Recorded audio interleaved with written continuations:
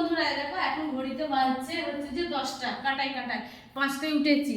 আমি না কালকে 12:30টায় শুয়েছি রাত, আর আজকে উঠেছি সকাল 5:30। আমার না এমনি ঘুমটা খুব কম, সারা দুপুর আমি কিন্তু ঘুমাই না।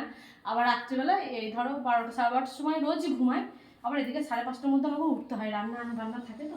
তো আজকে বাড়িতে আসবে দিদি আর রায়। পৌলমী দুদিন পর আসবে, পৌলমীর কাজ আছে, প্রচণ্ড গরম করছে জানো তো। দেখো বিছানাটা আমাদের ঘরে বাঁধালাম, আর এই ঘরটা দিদিরা এলে এই ঘরটাই থাকে।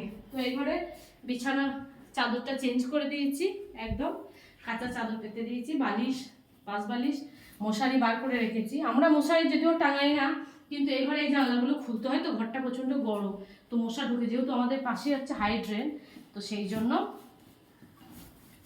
মশা হয় বলে মশারিটা টাঙাতে হবে। আর প্রচণ্ড গরম দুদিন পড়ে গেল। তো ওরা ওই আসবে ওই 12:30 পৌনে 1টা নাগাদ আসবে। আমার রান্না সকালে হয়ে গেছে, তোমাদের দাদাভাইকে দিয়ে দিয়েছি। আর সোনাই আজকে স্পেশাল ব্রেকফাস্ট বানাচ্ছে। আমি এখানে কাজটা করে নিই, তারপরে নিচে গিয়ে তোমাদের সাথে শেয়ার করছি কি রান্না করেছে আর কি ব্রেকফাস্ট বানিয়েছি।